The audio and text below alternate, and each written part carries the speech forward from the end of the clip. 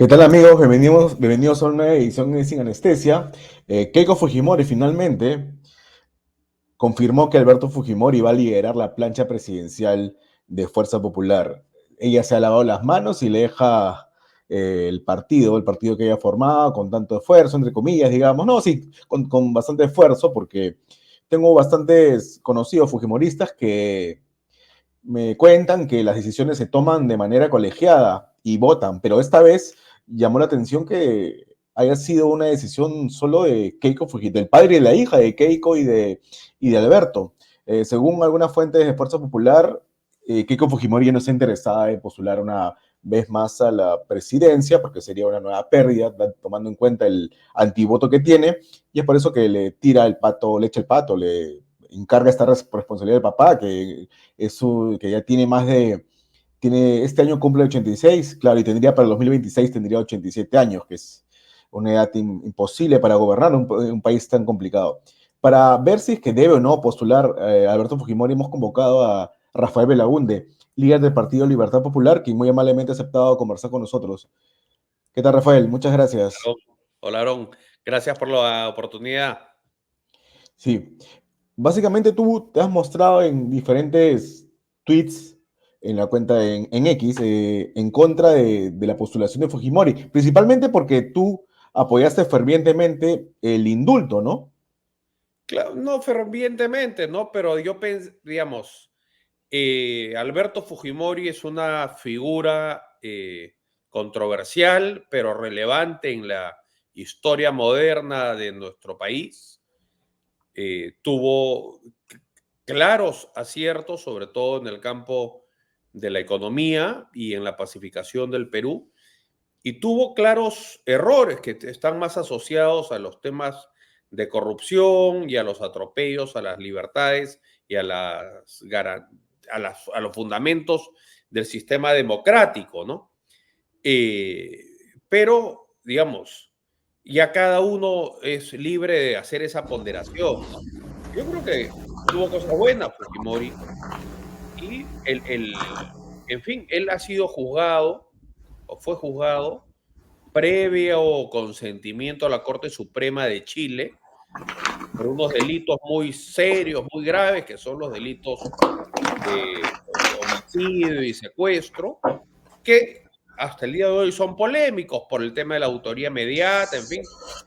Pero si no entramos en esos casos que son los graves, hay otros casos también por los que el presidente o el expresidente Fujimori ha sido juzgado y en los que él ha aceptado la acusación del fiscal. Por ejemplo, déjame acomodar la cámara, por ejemplo, haber allanado la casa de Montesinos disfrazando a su edecán como si fuese un fiscal para llevarse maletas de maletas, sabe Dios con qué información, o haberle entregado 15 millones de dólares a Vladimiro Montesinos que han sacado del Banco de la Nación. Claro, dicen, no, pero después se devolvieron, sí, se devolvieron. Pero como los billetes que salieron estaban cifrados, los 15 millones que han regresado no son los que han salido del Banco de la Nación. Entonces, ¿de dónde sacó el expresidente 15 millones de dólares? Seguramente por eso él se acogió a la acusación fiscal y por eso él recibió, me parece que 8 años de prisión. Y después hay otros delitos por los que ha sido juzgado y sentenciado.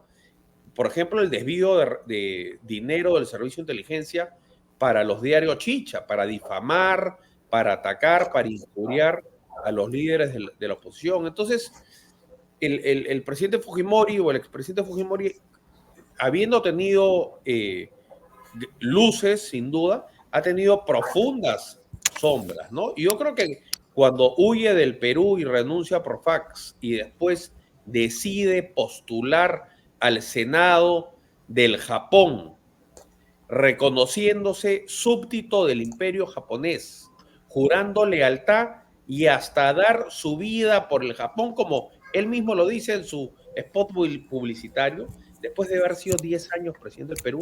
Esa me parece una humillación porque es inaceptable. Y alguien con esa trayectoria me parece que no puede ser presidente del Perú, ni Claro, postular, ni aspirar a serlo. claro, y si volvemos al tema del indulto. Tú has señalado que te arrepientes de haber apoyado, ¿es cierto? Claro, a ver, mi evaluación fue, bueno, este señor hizo cosas buenas, hizo cosas malas, ha cumplido 17 años de reclusión, está, o así lo hacía saber su hija, moribundo, ¿no? Yo dije, yo vi bien que pase pues el otoño o el epílogo de su vida en el remanso, digamos, del hogar, ¿no? Más aún si terroristas despiadados como Peter Cárdenas Schultz la pasan bomba en Suecia, ¿no? Ujú. Parecía que había una justicia en ese sentido, ¿no? Pero lo que ocurre es que al final el árbol que nace torcido jamás su tronco endereza, como dice la canción, ¿no? La trampa, el engaño, el embuste. Entonces, después que han pedido y rogado y llorado por el indulto, una vez que tienen el indulto, quieren instrumentalizar a un señor de 85 años para ver cuántos votos sacan, para exprimirle ya hasta la última gota de caudal electoral que pueda tener un anciano senil, enfermo, que evidentemente no está en condiciones de gobernar el Perú. Entonces, eso es una sinvergüencería Una sería de Keiko Fujimori. de Keiko Fujimori principalmente y de quienes han avalado esta tropelía. Claro. Eh, Diversos juristas con los que he conversado, Natalia Primo, Aníbal Quiroga, señalan que el indulto no perdona la pena y simplemente Fujimori está cumpliendo su condena, pero fuera de prisión. Ergo no podría postular. Así que quizás todo se trate de una estratagema política. Seguramente, ¿no? Pero creo que es un acto torpe porque yo soy alguien, por ejemplo, que he sostenido que los delitos del padre no tienen por qué ser trasladados a los hijos. Keiko Fujimori no tiene por qué cargar con los delitos o las faltas de su padre y me parece que ella hizo en un momento un esfuerzo para dar a entender que este era un proyecto suyo, un proyecto nuevo, convocando gente distinta al fujimorismo tradicional. Yo creo que eso era un buen camino para ella, ¿no? Brillar con su propia luz. Pero lo que ella ha hecho ahora es simplemente reafirmar, revelar, confesar que Fuerza Popular es simplemente una prolongación del viejo Fujimorismo, del Fujimorismo de antaño, del Fujimorismo de las mañas y de las trampas y de las bajas artes, cosa que, y esta postulación del padre no hace sino refrendar eso. Eso es decir, ella decidió asumir el pasivo y el activo del padre, ¿no? Y en Ujú. ese sentido, bueno, las reglas del juego han cambiado, ¿no? Pero ¿por qué dejar de lado tanto esfuerzo en formar un partido, digamos, en promover la institucionalidad? Porque sí he visto, ¿no? Sí es evidente que en Fuerza Popular se realizaban pequeños plenos y se tomaban decisiones colegiadas respecto a diversos proyectos de ley para finalmente emitir un tuit donde dice, mi padre y yo hemos decidido que él postulará, ¿no? Me parece una decisión inexplicable, salvo si, digamos, y hay unas motivaciones pues muy profundas, ¿no? Yo creo que la política tiene que ser un llamado realmente al servicio del país, un apostolado, ¿no? Pero esto hace revisar cuáles serán las motivaciones de Keiko Fujimori. Me da la impresión que al final su motivación principal ha sido reivindicar al papá, ¿no? Su motivación, su ímpetu ha sido por reivindicar al padre más que por servir al Perú. Y ahora que el padre está en libertad, bueno, ella debe sentir que le corresponde al padre tomar las riendas del proyecto, que me parece que ella, si bien no había obtenido el éxito supremo que es ganar las elecciones, no se puede negar que es un partido organizado y bien constituido, pero la política no es un espacio para el ego o para redimir cuentas familiares o para reivindicar a los parientes. No tiene que ser un sitio para servir a los peruanos. Yo creo que eso ha quedado demostrado que no es el caso de Keiko Fujimori y Fuerza Popular. Pero también hay que recordar que al inducir, digamos, a que Mamani grabe a PPK y a Ken y realizando todas esas tratativas alrededor del indulto, Keiko Fujimori se tiró abajo el indulto de su padre, ¿no? Bueno, le sumó 5 años a la condena, ¿no? Claro. O sea, el padre En ya este estaba momento, libre y le ha sumado 5 años más. Sí, pues esos son, ¿qué es lo que habrá ahí de fondo, no? Debe haber un conflicto entre servir al padre, pero hay una rivalidad con el hermano y al final, claro, al hermano le tendieron una celada y está inhabilitado de ejercer función pública por varios años más todavía, ¿no? uh-huh, eh, se dice también que Keiko Fujimori, ella postulará al Senado. ¿Tú le ves a ella ganas de seguir en política? Porque así de fácil ha renunciado a ser la candidata presidencial de su partido, ¿no? No, yo creo, bueno, ella tiene el derecho a postular al Senado o a la presidencia. Yo creo que lo lógico es que ella hubiese postulado a la presidencia. Me parece que es una falta de respeto proponerle al Perú que un sentenciado por la justicia, ex candidato al Senado de otro país, postule a la presidencia de la República.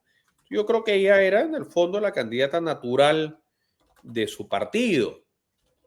¿Qué chances hubiese tenido de ganar? Creo que eran pocas. Creo que su gran posibilidad fue la elección pasada con Pedro Castillo, ¿no?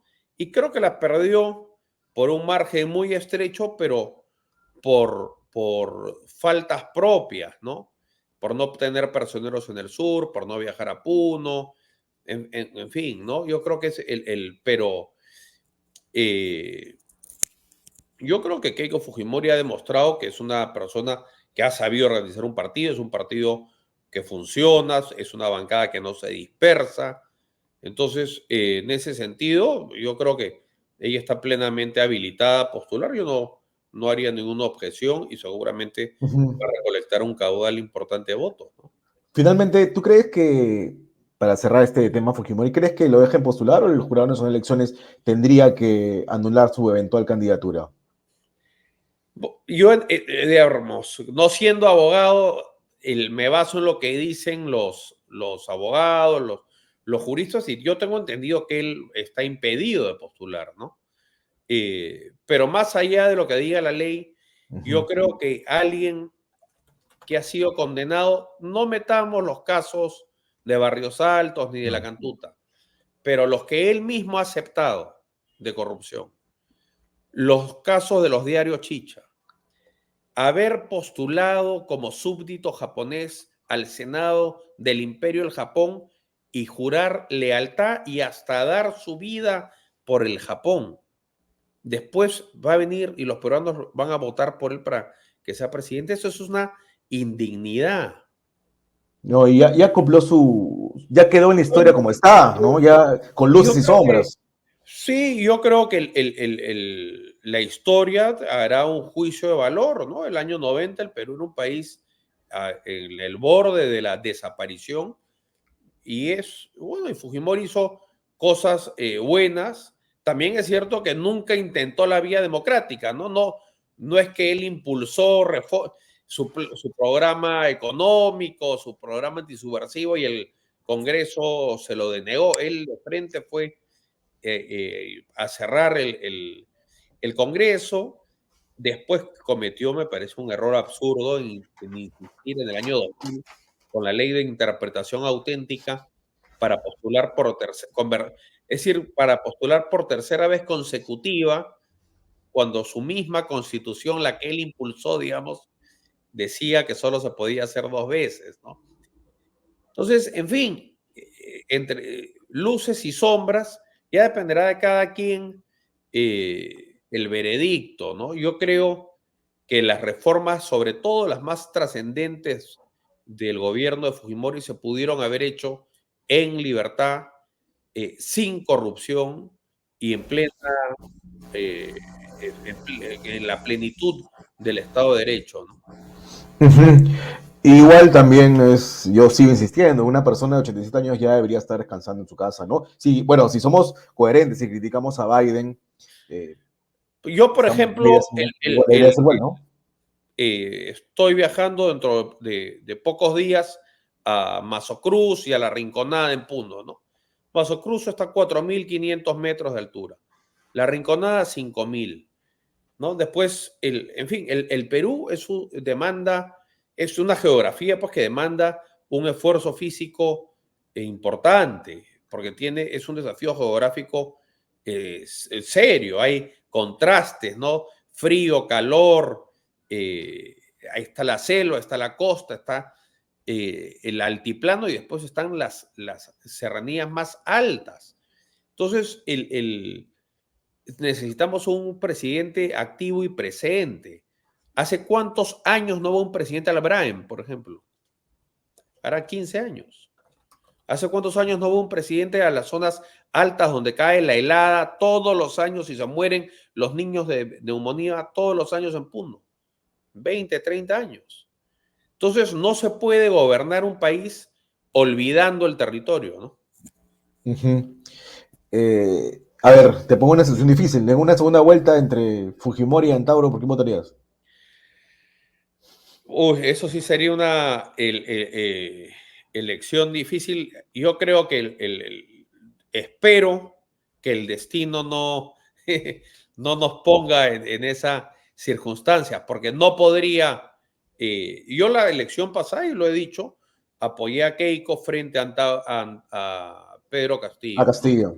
Ujú. Y es un voto por el que no me arrepiento. eh, y por otro lado, bueno, al final, como dicen, Dios es peruano, ¿no? Castillo terminó dando un golpe torpe, improvisado, como todo, como era él, ¿no? O como es él. Y felizmente nos libramos de él más temprano que tarde. Pero era imposible que yo vote por alguien No, que imposible. anunciaba que iba a atentar contra las instituciones de la democracia, a nacionalizar las industrias, a eh, eliminar la inversión en el Perú y a perennizar en ese sentido la pobreza y el atraso. Keiko Fujimori más bien en ese momento mostró una apertura, convocó gente, antiguos detractores del padre, gente de otras tiendas políticas. Me parece que es un esfuerzo bueno y que no alcanzó, así es la política. Yo no podría votar ni por Fujimori ni por Antauro Humala, ¿no? Yo creo que ahí la salida para el Perú sería el Jorge Chávez, ¿no? Sí, pues es un escenario terrorífico. Eh, Terrorismo. tú, ¿y a cómo ves a Hernando de Soto? Porque si hablamos de la edad, no podemos ser doble moral. También Hernando Lo de Soto es una mismo, persona de 83, igual. 83 años, ¿no? Me parece que se requiere un impulso vital, una vitalidad, una capacidad de recorrer el territorio. Y me parece que a los 83 años que tiene el 85 que tendrá, si es que fuese electo presidente, sencillamente no se está, pues, uno no tiene las facultades que se requieren. Y el Perú no puede perder 5 años más. Son Y, muchos años los que se han desperdiciado. Entonces, acá tiene que venir un gobierno que primero recomponga la economía. Tiene que haber un relanzamiento de la inversión privada, las inversiones sin complejos, a todo vapor, poniendo toda la carne en el asador, es decir, con decisión, facilitando el emprendimiento, facilitando hacer negocios, poner empresas en el Perú y atendiendo la parte que no ha funcionado, ¿no? Hay que reconocer, es decir, el sur del Perú, hay una serie hay un sector pues que el crecimiento no les ha llegado uniformemente porque la acción del Estado no ha sido eficiente, no por falta de recursos, porque digamos, el es modelo importante que remarcarlo. hay plata, o hubo plata en todo caso. Hay que simplemente hacerla funcionar también en los sitios alejados, ¿no? Ujú. También en San Martín de Pangoa, también en Mazo Cruz, también en Cangallo, es decir, no solamente el Perú es de Ica a Tumbes, ¿no? Hay otra parte del territorio nacional que también es el Perú y también tiene que tener pues inversión y desarrollo. Y yo creo que Ahora, ahí, y parte de eso es porque los gobernantes pues no viajan, no se mueven. Dina Boluarte pues tiene, para poder ir al sur tendría que ir pues ya con una especie de cápsula blindada, ¿no? claro. Entonces Ahora, hay un gobierno absoluto. ahora que tú estás movilizado y sé que te movilizas por el sur, ¿ves que es una posibilidad realmente Antauro o es puro bluff? No, yo creo que hay evidentemente gente muy descontenta y siente que tiene que haber una legítima reivindicación de lo que ha ocurrido en el sur. Y yo creo que tiene fuerza Antauro. Ahora, tiene fuerza más por una noción o una idea bucólica de alguien que viene a reivindicar el sur andino, pero Antauro Humala tiene más sangre española que el rey de España, ¿no? Que es Claro, sí, más alemán que español al final, ¿no? La madre de Antauro Humala, ¿no? italiana, sí. No, son genoveses. Entonces, el discurso de Antauro Humala es una etiqueta en una botella vacía, no hay nada detrás de eso. Este señor que ha sido un mal oficial cuando estaba en el ejército, después cometió la torpeza de un alza violentista que solo produjo muerte, a la que nadie se plegó contra un gobierno absolutamente democrático.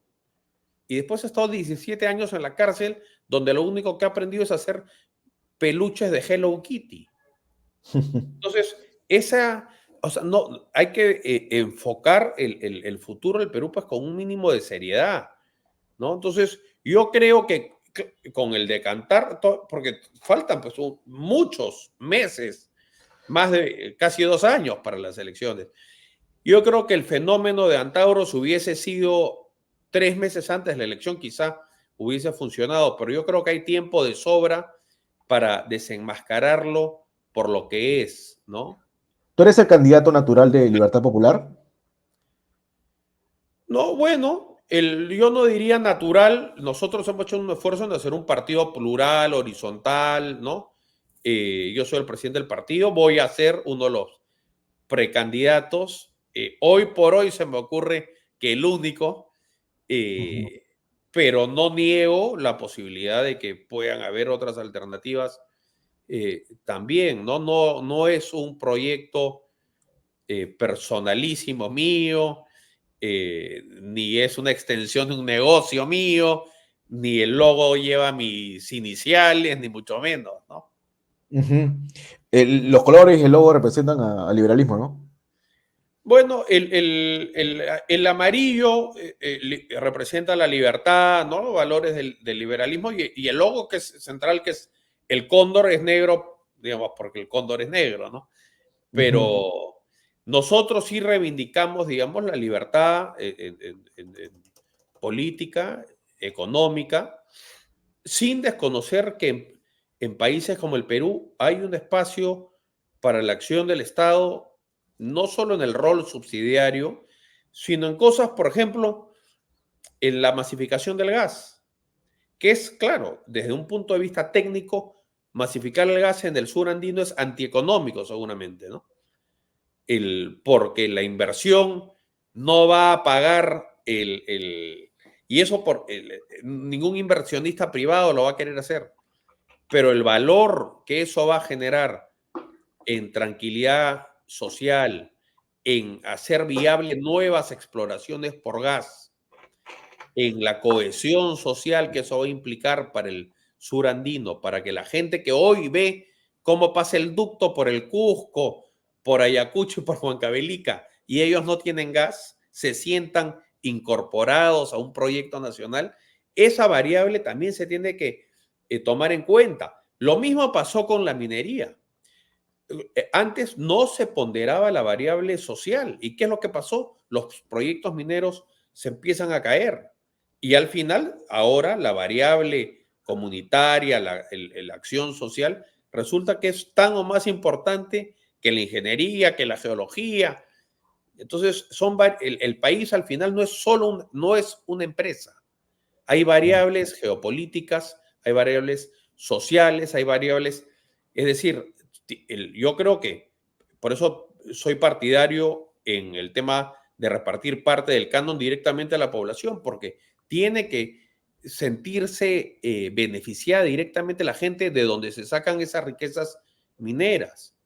La Claro. gente, dime, perdón. Ujú.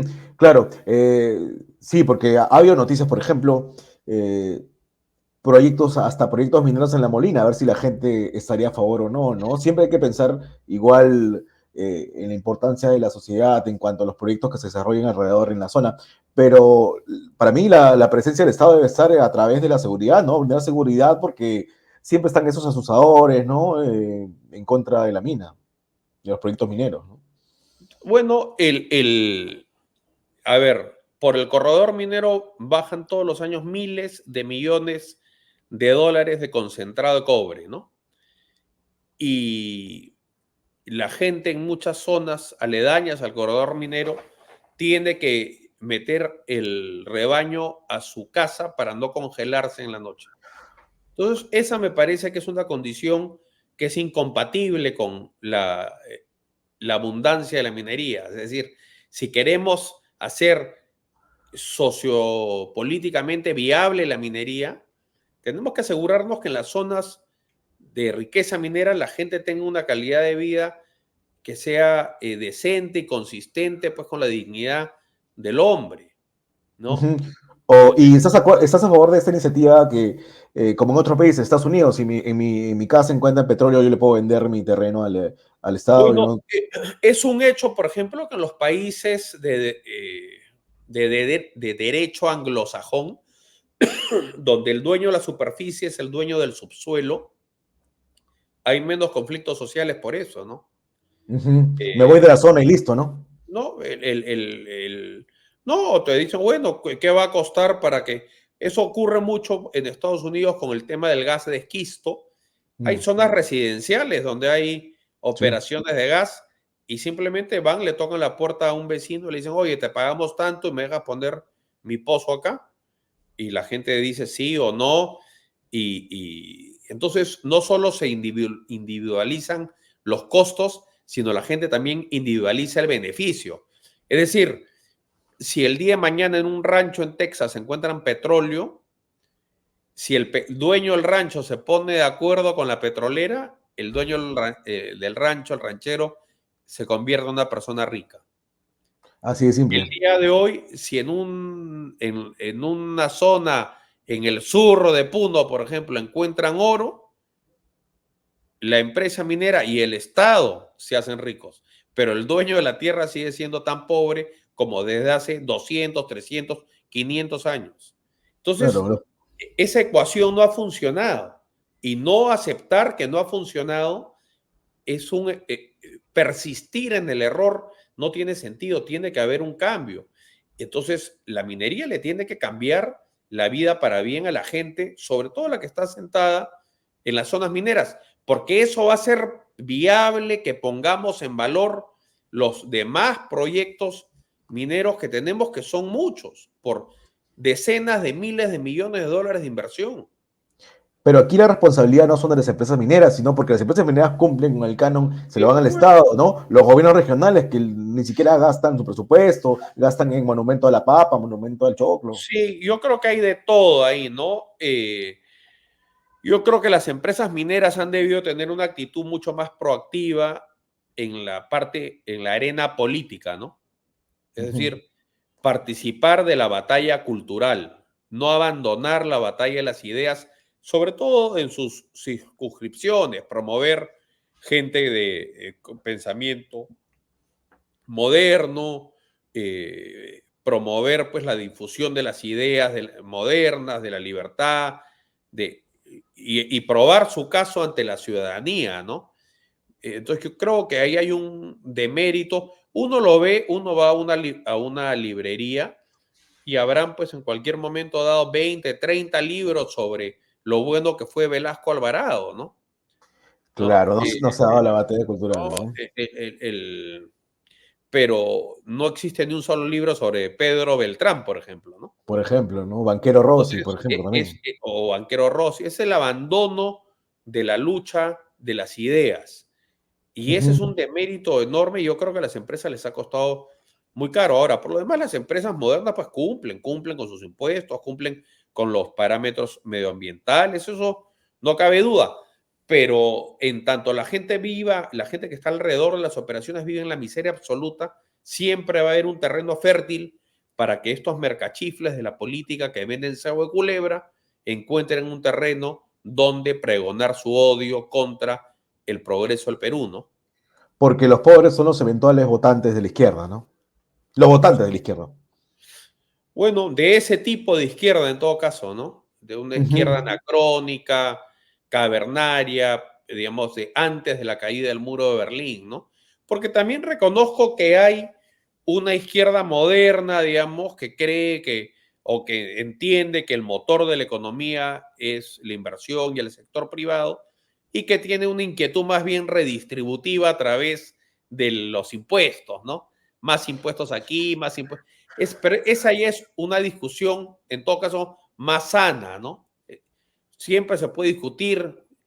Yo Como Boric, soy por ejemplo, ¿no? partidario, por ejemplo, de fomentar el crecimiento por el lado de la oferta, es decir, facilitar que se generen más negocios en el Perú, ¿no? Claro. No De soy tanto por promover el la lado competencia. impositivo de grabar más, porque los impuestos al final limitan la capacidad de reinversión y es la inversión lo que genera el crecimiento, ¿no? No el gasto. Ahora Pero, perdón, ajá, ahora que cuestionas a Fujimori te van a decir que eres caviar. ¿Tú te consideras caviar? a ver, yo creo en la iniciativa privada, en la inversión privada, en la libertad económica, en la libre competencia. No solamente creo, vivo, yo no hago consultorías para el Estado, no trabajo por el Estado, tengo mis propios negocios, vivo en un mundo de competencia económica y bueno, tratamos de hacer las cosas bien. Yo no etiqueto a la gente si es caviar o DBA, yo creo que al final lo que importa en cualquier país son primero la gente que quiere estar al servicio público tiene que tener, creo yo, dos características fundamentales. La primera, la honestidad. Sin honestidad, sin gente correcta y decente, no se puede hacer nada. Y la otra es el trabajo. Gente trabajadora, no que esté viajando por el mundo pidiendo vacaciones, hueveando, ¿no? Usando el puesto público para el hueveo.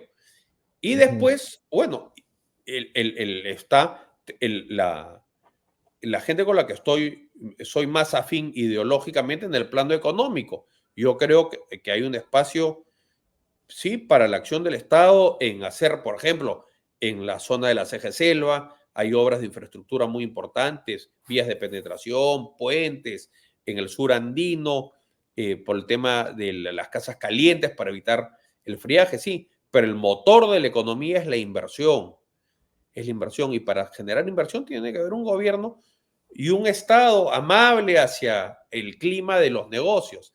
No solo la Ujú. gran inversión, que creo que la gran deuda que tenemos ahora es que la inversión también hay que mirar al pequeño, al microempresario, ¿no? Hacerle la vida fácil a él.